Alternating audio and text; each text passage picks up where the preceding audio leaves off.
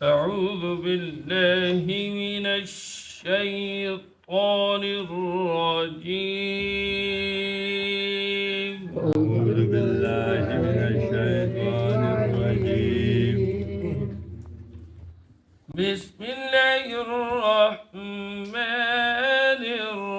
الرحيم. بسم الله الرحمن الرحيم.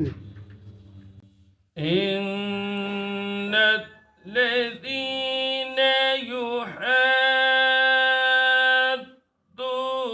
الله ورسوله كبتوا إن الذين يحادون الله ورسوله كبتوا كما كبت الذين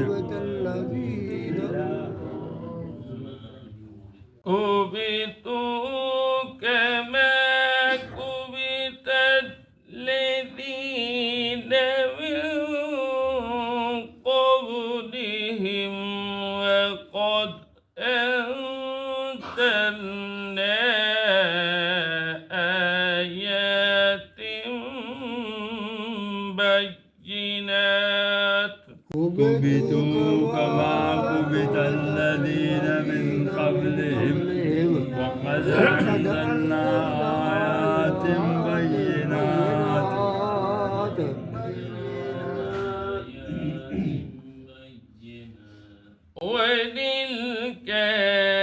وللكافرين عذاب مهين. وللكافرين عذاب مهين. يوم يبعثهم الله جميعا فينبئهم بما عملوا. يوم يبعثهم الله جميعا فينبئهم بما عملوا أحساه الله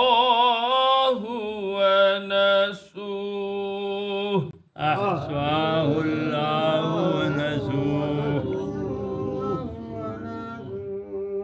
والله على كل شيء شهيد. والله على كل شيء شهيد. إن الذين बेशक वो लोग युहाद्दू जो मुखालफत करते हैं अल्लाह की और रसूलहू और उसके रसूल को भी तो हलाक किए गए, हलाक किए जाएंगे कमा कुतिबा अलैहिम, जिस तरह के हलाक किए गए वो लोग बिन क़ब्लिहिम जो उनसे पहले। फ़क़द अंज़लना और तहकीक उतारा हमने आयातिन बय्यिनात वाज़ेह निशानी वलिल काफिरीन अज़ाब मुहीन, और काफिरों के लिए ऐसा अजाब है जो रुसवा करने वाला, जिल्लत अमेज। यौम जिस दिन यबअसुहुमुल्लाह उठाएगा अल्लाह उनको जमीअन सब, फयुनब्बिउहुम बस खबर देगा वो अल्लाह उनको बिमा आमिलू जो कुछ उन्होंने अमल अहसाहुल्लाह महफूज कर रखा है अल्लाह ने, वनसूहु हालांकि वो लोग इसको भूल चुके। अल्लाहु अला कुल्लि शैइन शहीद, और अल्लाह तबारक व तआला हर चीज पर जो है गवाह है, शाहिद। कल के सबक में आप हजरात ने पढ़ा दिल का हुदूद अल्लाह, ये अल्लाह की हुदूद है। कल मैंने अर्ज किया जितनी भी हुदूद है ये अल्लाह की तरफ से मुकर्रर शुदा, कि चोर जब चोरी कर रहा है तो उसका हाथ काटना یہ کسی کا حکم اور نہیں ہے، یہ اللہ کا حکم ہے، اور قرآن میں ہے وَالسَّارِقُ وَالسَّارِقَةُ فَاقْطَعُوا أَيْدِيَهُمْ، چور مرد ہو یا عورت، نئے ہاتھ کاٹو۔ اسی طرح زانی ہے، اسی طریقے سے قتل کرنے والا ہے، قاتل ہے، اسی طریقے سے جو بھی حدود ہیں یہ اللہ کی طرف سے ہے۔ جہاں کفارہ ہے وہاں کفارہ ہے، جہاں قصاص ہے وہاں قصاص ہے۔ فرمایا جو ان حدود کو نہیں ماننا وہ کافر ہے۔ وَلِلْكَافِرِينَ عَذَابٌ أَلِيمٌ، اور کافروں کے لیے کیا ہے؟ دردناک عذاب ہے۔ اب ان حدود کی جو مخالفت کر رہا ہے وہ کون ہے؟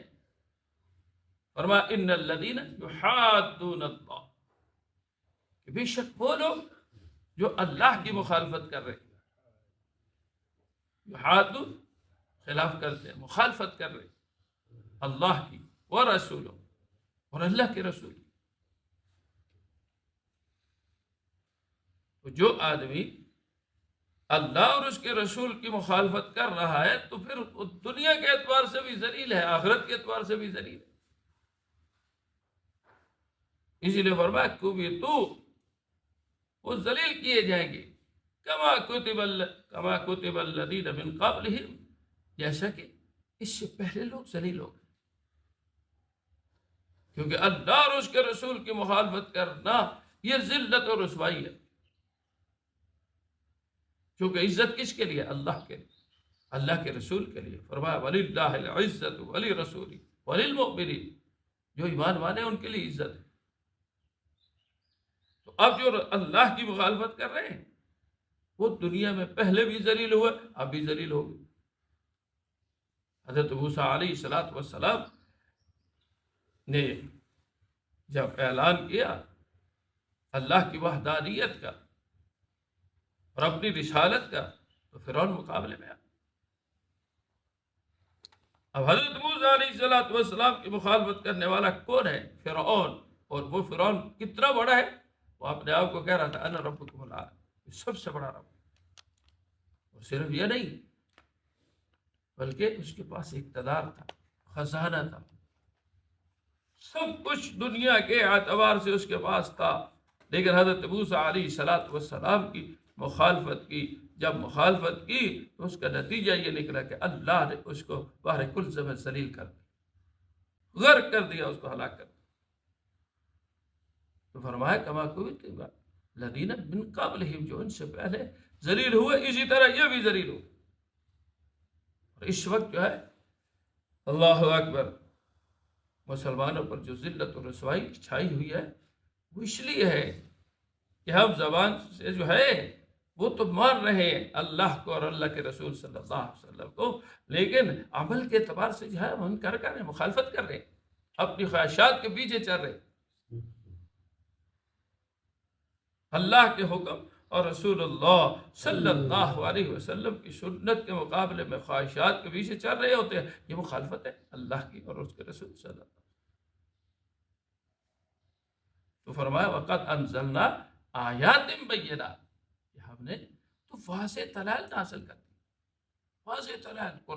اور یہ قرآن جو ہے ایک ایک چیز کو بیان کر رہا ہے، نشانیوں کے اعتبار سے اور قصص کے اعتبار سے ہر چیز کو واضح کر دیا۔ قد انزلنا، تحقیق ہم نے اتارا، آیات بینات، ظاہر نشانیاں، سری آیات بینات جو ہے وہ واضح نظر آ رہی۔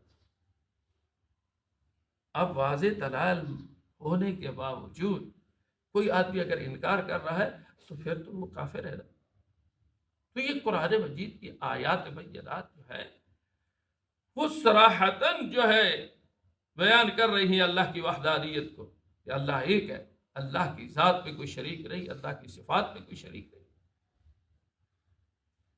اس طرح رسول اللہ صلی اللہ علیہ وسلم اور آپ صلی اللہ علیہ وسلم کی ختم نبوت کو واضح قرآن نے بیان کر دیا۔ یہ نہیں ہے کہ اس کو کوئی ابہام ہے، ما کان محمد ابا احد من رجالکم ولکن رسول اللہ وخاتم النبیین۔ جہاں رسول اللہ صلی اللہ علیہ وسلم کی رسالت کو بیان کیا، وہاں خاتم النبیین کو بھی بیان کیا کہ حضور صلی اللہ علیہ وسلم صرف رسول نہیں ہے بلکہ خاتم النبیین، سب سے آخری رسول بھی حضور کریم صلی اللہ علیہ وسلم۔ اب اسی آیات بینات آنے کے بعد اگر وہ انکار کر رہا ہے تو ظاہر ہے وہ مخالفت کر رہا ہے، تو پھر ظاہر ہے کہ وہ مسلمان تو نہیں ہے نا، وہ کافر ہے۔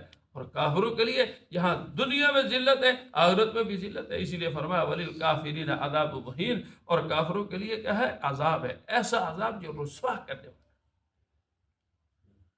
ایسی رسوائی والا عذاب ہوگا۔ کب؟ یوم قیامت کے دن، قیامت کے دن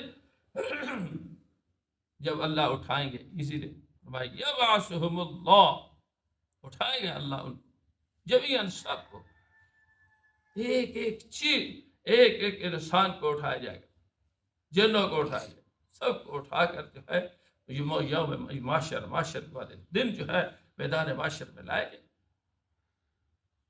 اور پھر وہاں کیا ہوگا؟ یُنَبِّئُهُم بِمَا عَمِلُوا، جو کچھ انسان دنیا میں کر کے آیا، بھلائی کے اعتبار سے یا برائی کے اعتبار سے، سب کی خبر دی جائے گی کہ تو نے فلاں وقت یہ کیا تھا، فلاں جگہ یہ کیا تھا، فلاں جگہ یہ کیا تھا، یہ ساری خبریں دی جائیں گی، ساری کی ساری خبریں دی جائیں گی۔ احصاہ اللہ، اللہ نے تو اس کو محفوظ کیا ہوگا، محفوظ کیا ہے، وَنَسُوهُ، اور انسان جو ہے بھول چکا ہوگا۔ بہت ساری چیزیں جو ہے انسان نیکی کے کام کر کر بھول گیا ہوگا، لیکن اللہ نے نامہ اعمال میں فرشتوں کو کہا لکھو اس کو، یاد کرایا جائے گا کہ فلاں وقت جو نے فلاں نیکی کی تھی، فلاں وقت جو نے فلاں نیکی کی تھی، یہ سارا کا سارا محفوظ ہے۔ اسی طرح کہ کوئی برائی کر رہا ہے تو انسان برائی کر کے بھول گیا ہوگا، لیکن نامہ اعمال میں تو لکھا ہوگا، اللہ فرمائیں گے کہ یہ تیرے ہم نے تو محفوظ کر کے رکھا ہوا، لا یغادر صغیرۃ ولا کبیرۃ الا احصاها، کہ چھوٹی چیز کو نہ بڑی، الا احصاها، مگر اس کو اللہ نے کیا کیا؟ محفوظ رکھا ہے۔ اس لیے انسان کو چاہیے کہ اعمال میں نیکی کے اعمال جو ہے زیادہ کرے، اتنا اعمال کرے کہ نامہ اعمال جو ہے اس کا نیکیوں کے ساتھ بھرپور ہو، اور دائیں ہاتھ پہ اس کو دیا جائے تاکہ خوشی خوشی جنت میں چلا جائے۔ آگے فرمایا واللہ علی کل شیء شہید، اللہ تبارک و تعالیٰ جو ہے ہر چیز پہ گواہ ہے۔ پیچھے آپ نے پڑھا ان اللہ سمیع بصیر، کہ اللہ سننے والا بھی ہے، دیکھنے والا بھی ہے، اور یہاں کیا ہے؟ علی کل شیء شہید، اللہ ہر چیز پر شاہد ہے، گواہ ہے۔ تو جب ہر چیز پہ گواہ ہے تو سارا کچھ اس کے سامنے ہو رہا ہے، اس کے سامنے ہو رہا ہے، تو پھر اس نامہ اعمال میں جو ہے ایک ایک چیز کو محفوظ کیا جا رہا ہے۔ یہ دنیا دار العمل ہے، عمل کے اعتبار سے نیکیوں کو زیادہ کرنا چاہیے، اور اگر گناہ ہو جائے تو توبہ کرنی چاہیے تاکہ ہمارا نامہ اعمال جو ہے وہ نیکیوں سے بھرپور ہو۔ الحمدللہ رب العالمین، الصلاۃ والسلام، اللهم صل على محمد وعلى آل سيدنا ومولانا عبدك ورسولك، صل على المؤمنين والمسلمين والمسلمات، اللهم اغفر للمؤمنين، اللهم إنا نسألك الهدى والعافية، اللهم إنا نسألك العافية توفنا مسلما والحمد، اللهم اكفنا عذاب هذه بالباس رب الناس واشفنا، اللهم إنا نعوذ بك من الهم والحزن، ونعوذ بك من الجبن والبخل وقهر الرجال، اللهم لا تسلط علينا من لا يرحمنا، اللهم ربنا